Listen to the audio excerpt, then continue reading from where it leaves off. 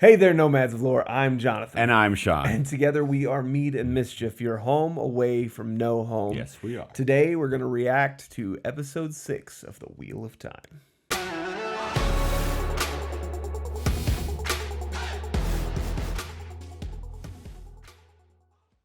In today's video, we're going to give you our honest and raw thoughts just having watched the show, watched the episode 6. We're going to break today's video up into two parts. Our first part that will be with you right now is just spoilers up until this episode, episode 6. Show only spoilers, yep, not book yep. spoilers. And then later we'll do a second part. We'll warn you well ahead of time. It'll be full book spoilers, just everything, because there's some later stuff that kind of might get hit on. So we'll talk about it. What were your thoughts, Sean? So as I was watching through this episode, I should start actually kind of to frame so you don't click off too early. Right now there is a lot that I like in this episode, and in fact, most of this episode I really like and I'm feeling really good about. And there were several moments that I liked a whole lot. When I watched this the first time, I've only watched this once. I get to, because of our schedule, I get to kind of watch it a little bit early, and then there's a little bit of gap before he can get over here. And so, I've watched it, and I was kind of watched part of the Dusty Wheels live show. So I've had a little bit more processing time than Jonathan has.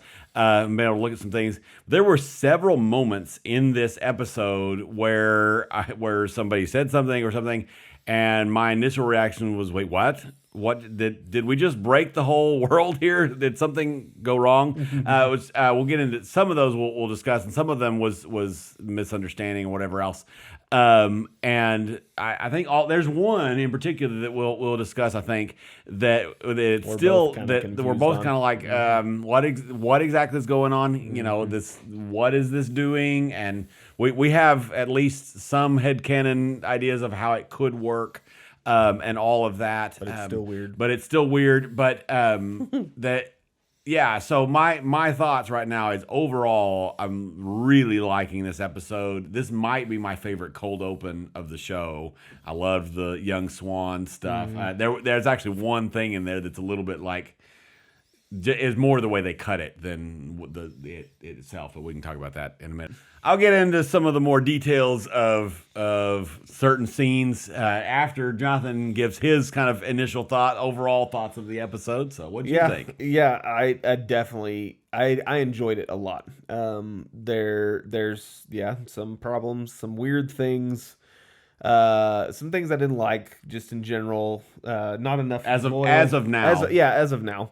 But again, overall, we've had maybe just one commenter, but maybe a couple, I don't remember, that have said that, we're coming off like we're not liking the show. That don't take this to be that at all. No. I have little problems. I don't like one of my bigger complaints of this episode is less loyal. Yeah, what we both missed out on I really that. wanted, and less Rand than I really wanted. But I really enjoyed the cold open as well as you did. The swan stuff was awesome, and I loved her as a character in general in this episode. She was a commanding presence, exactly like she is in the book, and their relationship, their back and forth relationship of like, you think they're hating each other, and then it changes that. That's played exactly like the book, and it's it's great. Yeah. On the cold open, I did want to mention that in spite of the fact that we, if you haven't noticed, try to keep our videos mostly family friendly and avoid cursing and whatever, but I did really like that young swan cursed, because that was really perfect.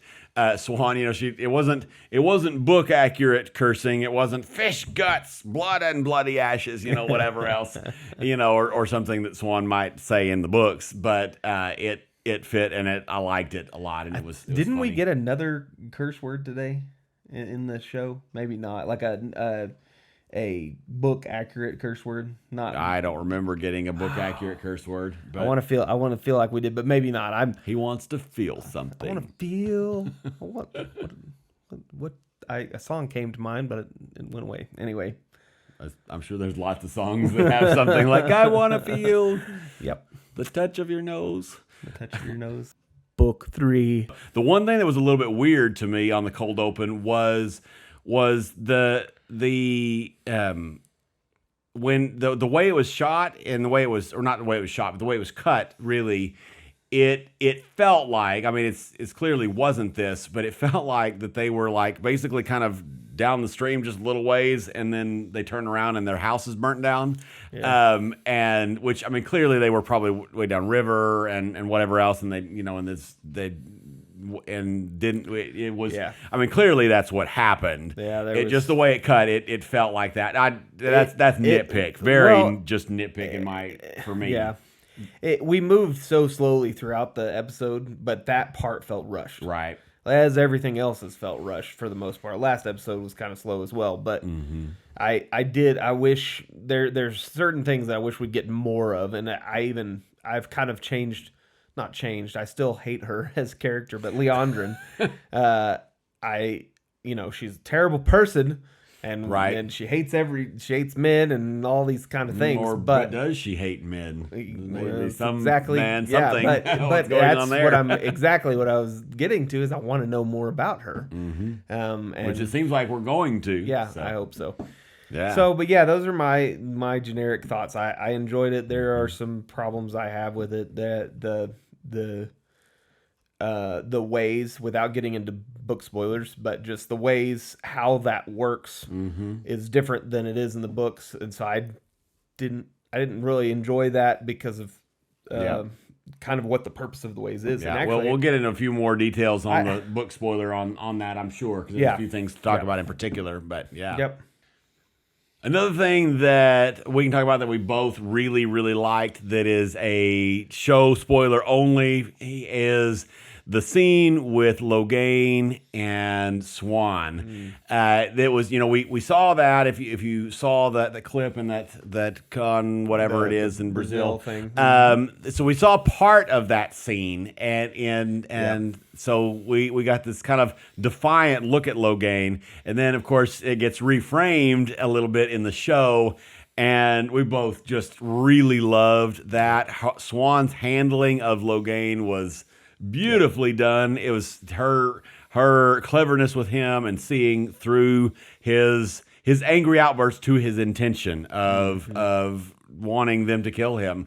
And that was really, really cool. And her being able to take care of that, it was super fun to watch. We both really liked that scene. And then another thing I wanted to mention is, even though we didn't get a lot of Loyal, I did like the scene where Moraine and Lan went in to see Loyal, and he, of course, is saying, "Well, yeah, you're so hasty getting me here," kind of thing. And then another person we didn't get a lot of that I kind of missed out on is Nynaeve. But the one sequence with her and Swan was so hilarious. Absolutely. Like, when you quit blowing smoke up our butts, then we'll what do you want from us? Whatever. Yeah. It was and then hilarious. and then Swan's taking that in stride, and then switching to, okay, I hear you now. Shut up and listen to me. Yeah. And her, Swan's characterization. I'm excited to. I guess this is technically a spoiler, but we didn't see her die, so seeing her in the future, and that's all I'm going to say about that. Seeing her in the future. Oh, okay. Just her character later in other seasons, I'm sure at this point, but. Yeah, that's not a spoiler. Yeah, I mean, Of course. I mean, if you're like 110% sensitive to spoilers, maybe. But anyway, yeah. Well, you got it spoiled, so sorry. Yeah, so she's not dead. She didn't die. She didn't die. She's still alive, and we'll see her again. Yeah. So anyway, all that to say, that scene, the Nynaeve, Swan, and Egwene scene was super fun. I was a little bit sad that Egwene. I mean, what she did say was pretty book accurate and headcanon accurate and whatever else, but but I was a little sad that Egwene wasn't more a part of that conversation. Yeah. Personally, I just Yeah. really like Egwene. Yeah. And so I was a little sad she wasn't involved. I know more, but- Nynaeve is more powerful than her, Yes. but and assertive and yeah. Absolutely. The other thing that I did enjoy is the ending. Matt or cliffhanger. Cliffhanger. It obviously is not book accurate, but yeah. Obviously, unless you haven't read the unless books. you haven't read the books, which you're the ones that are lit. No, I'm just kidding. Anyway, so yeah, it's not book accurate, but it's we really won't get good, into very many details at this Yeah. point, but yeah, but it's good. It's a we good, liked it quite a good bit. way to end it. Yeah. So at this point, we're gonna move into full book spoiler mode. So if you don't want any book spoilers, this is all the way through 13 and a half is where I'm at ish. So, and I guess if he spoils something from 14, but hopefully not. Anyway, we'll see. Yeah. So, yeah.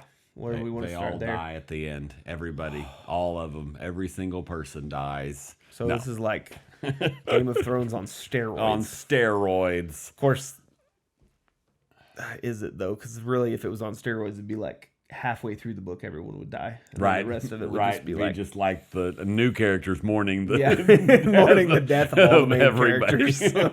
Yeah. So now that we're in full book spoiler mode, I alluded to earlier some of the moments, and we'll kind of talk about some of the moments that kind of caught me and like what and before talk about ones that were like what was said here. One that was said that is not. This is a book spoiler.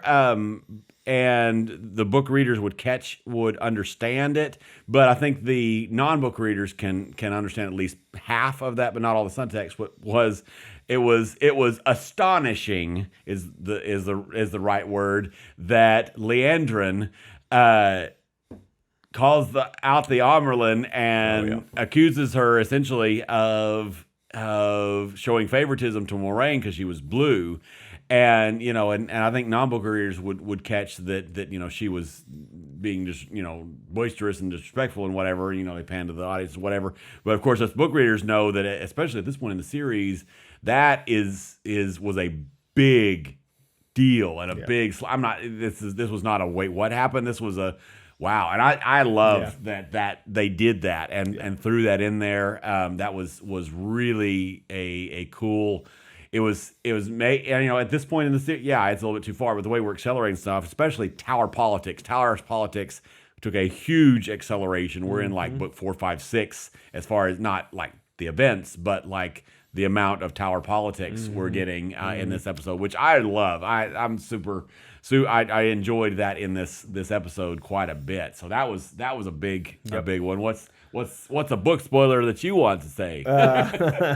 Well, what we were alluding to earlier was the part where that we were both kind of confused on, and we Still kind are of a have, little. kind of have a maybe explanation, but still kind of anyway. Is when Swan asks Moiraine, "What were you doing outside of the tower in front of everyone?" Yep. And she says, "I cannot say." Mm-hmm. And then she asks her again. She says, "I cannot say." And then she kind of saves her, and we know later in the episode that they're not mortal enemies, and so she saves her. You can tell that she's trying to keep her from whatever. But really, anyway, whatever. for her to be saying "I cannot say" means she's under oath. We know that to not lie, right? And so if she can't say, there's a reason she can't say. Yeah. And so, what is that reason? Does that mean she has another oath that her and Swan put on the oath rod so that she wouldn't be forced to talk about what she's doing outside the tower looking for the Dragon Reborn? If so, why? And why would the other sisters not be suspicious? Why would they about that? Why would the other sisters that are sitting in the room go? Why are you asked her twice? She said she can't say. Yeah. Well, even asked what her is going once. on? What is going on here? The trick is it was a direct statement, and the words, and I wrote it down, so I'm assuming hopefully I did it right. and we'll have to when we rewatch the episode, maybe we'll come back and on our take 2 reaction, which we'll release whenever we're releasing those. whatever we Monday or said. Tuesday, I don't something remember. like Yeah, that. something like that. Or we go after we've processed and watched the stuff. We are going to put out a take 2 reaction of coming back and our updated thoughts. So we'll have that coming out in a few days as well. But and so this may change. But it's a direct statement that she cannot say, and so either that's a true statement or she believes that's a true statement, because it could be, and whatever else. I mean, so. And I mean, so does she believe that she doesn't know what her, like what there's a lot of nuance and layers to Deus Damar / Aes Sedai tomfoolery. So there's a lot of, and we see Moraine use that and be quite skilled at that. And so there may be something we're kind of missing, but it just seems real. It seems very direct in what's going on there. And so that one's kind of a little, It's not like, it's not in our opinion, it's not like world shattering, because I mean there are ways to explain it even if they never do. And it's kind of one of those, you can kind of make up your own headcanon on what what has happened, and what's exactly there. The other, well, yeah, we're not getting into predictions, but the only other thing that kind of made sense, but doesn't make sense, is she a dark friend? Like, that she got the 3 O's removed, but then Swan would have Swan would have picked up on that, I would think. Or everybody's a dark friend. Exactly, and why would the dark friend be taking them to go try to take on the, anyway? That doesn't make sense. No, that's an out there theory. Yeah. And if you like it and you have some evidence for it, then you're welcome. We're going to do a video on that. Moraine is a dark friend. No, just kidding. Yeah. Okay. Yeah. So that one's interesting. Yeah. The ways is the other thing that I had. I don't like the fact that Moraine used the power to get in the ways. Right. And you made some good points that in the book it's, there's a little bit of, I mean, they use a leaf to get in, but then some other things are done on the way out or whatever. But it's just weird because the reason the ways are made, if you're a book reader, you should know this, is that the male Aes Sedai made them as a repayment to the Ogier, for allowing them to stay in the steading. Right. While they basically, after the Dark One tainted the power, they were trying to get away from the taint and the insaneness by going into a steading. Anyway, coming out of that, they made them the ways so they could move it's for between, the Ogier so they could move between. Yeah. And so if the Ogier can't channel. Exactly. So if they, how does that work? Exactly. How do they get in and out of them? And the way it was done in the books, of course, is like there's keys to them or whatever to get into them. And so maybe there's the possibility that this is one thought I had, and I didn't even say this before we started, which is that maybe there was a key for this one, since this one is so close to the White Tower. Right. Maybe they have removed this key because they only want Aes Sedai to be able to travel there. Could be. And so they've removed this key, and then the Aes Sedai can do their thing, and maybe they're kind of adding to canon a little bit. So it might not be as bad as I'm thinking. There's a lot of fan theories that are trying to make sense of that. On the Dusty Wheel Live, there were several different ideas and possibilities for how that could work. I actually didn't even think about it in those terms when I was thinking, because I at first was like why is this happening for a minute, and then for me personally, and this is what I came to before and let's say until Jonathan mentioned it, I actually didn't even think about the fact that it was made for the Ogier and that particular issue. That one didn't enter my mind. So before I'd even thought of that, my thoughts were, I don't ultimately, the more I sat there and thought about it, is I don't really care. Because to me, the ways are in the books are really just kind of a stopgap mechanism until traveling exists, and they're not hardly even mentioned again. I mean, and so for me, like, it might be a world. A world, that part may be broken, maybe not. We may never know. I don't know, but for me, for me, that piece, even if that gets a little broken, I'm not even worried about Yeah, it. and I guess that's but I mean, I'm not upset with any him or you or anybody else. If you are, don't misunderstand me. I'm not saying you can't be. I just am not stressed about that one. I did like so the Matt thing. We didn't really go into that. That's a big one. The fact that Matt was healed. Yes, at least partially. But the way she even worded it was like he was completely healed, but then if he touched it again, he might be lost forever. So that's not quite, because I know she said, yeah. It's the dark. Well, she mentions the darkness that's still inside of him, and she says something like that. Yeah. And so and the ending, basically is another evidence, pushes you to the conclusion that there's still something going on, and the fact that we've had Paran Fang showing up in different things. Like, obviously they're not completely dropping that thing, which I'm so glad, because that's one of my favorite little side storylines. Right. But that was an interesting little thing. So what do you think about the actual healing? The way it was done. I liked the visualization of the darkness coming out, and it was coming out of his mouth. Yeah. And it tried to go into her mouth. Yes. Like, it was like, I've got to attach myself to something. Yeah. And then finally she pushes it's Venom. Yeah. I enjoyed that, but I didn't like the fact that we're basically making it look like it's very similar. Not the taint. I keep forgetting what they call corruption. It. The corruption. There you go. What they're making it look like, the corruption of the male power, and so it might be confusing. It's very confusing to non-book readers, because they're just even seeing, book readers maybe. Yeah. Well, they're just seeing, oh, look, it looks the same as the taint that's with the man, and so we're just convoluting especially things. Since, and I had this thought too, especially since they had that in the cold open with Logain, had these people coming out with the corruption or whatever, and so I mean, I like the visualization, and this is a scene that it's probably. I mean, other than the fact that we're in Tar Valon, right? Other than that fact, it's fairly book accurate. We just don't see that, because we're not seeing Moiraine's perspective. We're in Rand's perspective at that time, and he's not in the room. And so I liked that like that, and like if they had not left it open, and if this is all we ever get of the healing of Matt, and he is completely healed, I will be at the very least sad. Because that would be because in the books, of course, it takes a full circle and a Terangrial to cleanse him completely. To get that all done. And I don't think it's over, because I honestly think, I mean, there's a couple of reasons that he could have stayed behind, but I like my own theory that he's staying behind because the dagger is calling him. Right. The darkness of the dagger, or darkness in himself, is kind of calling out to the dagger, or whatever he's wanting to get back with it. Wherever Lan put it, I'm assuming it's somewhere in the tower.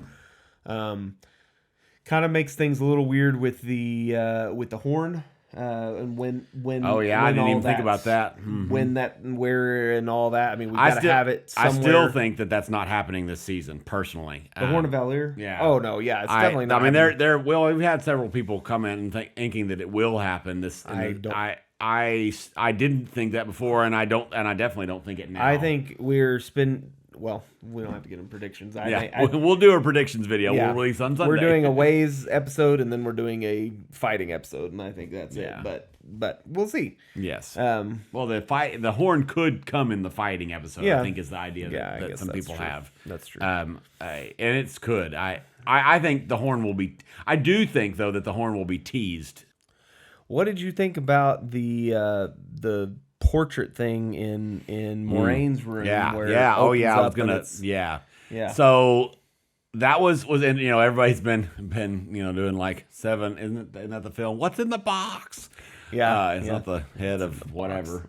I've never seen that movie. It's probably a travesty. But anyway, I'm sorry. It's late at this point for us. Sorry. But yeah, so the portal bit, and so we know now what that. Well, we know at least part of what that was, what the box was. We know for sure at this point that it's a ter'angreal. We know it's a ter'angreal partially because it's obvious to book readers that it has to be, because what else it could be, because item power, whatever else.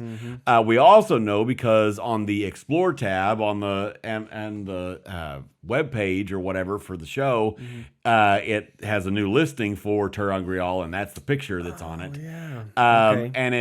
And actually, the text for the ter'angreal says something about some ter'angreal can help you go to other places or something like that or whatever.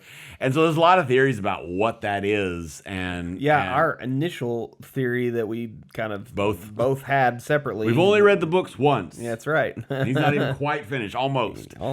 So yep. It was a they were going into the dream world, into Tel Ranriad. But then what were you saying that was not? So there, got to watch part of, like I've said once or twice at this point, but watched part of the live stream with Dusty Wheel and Matt with the Dusty Wheel pointed out, and thinking about it, I think he's right as far as I can remember, that there are a few mechanical issues with them actually having gone to Tel Ranriad, and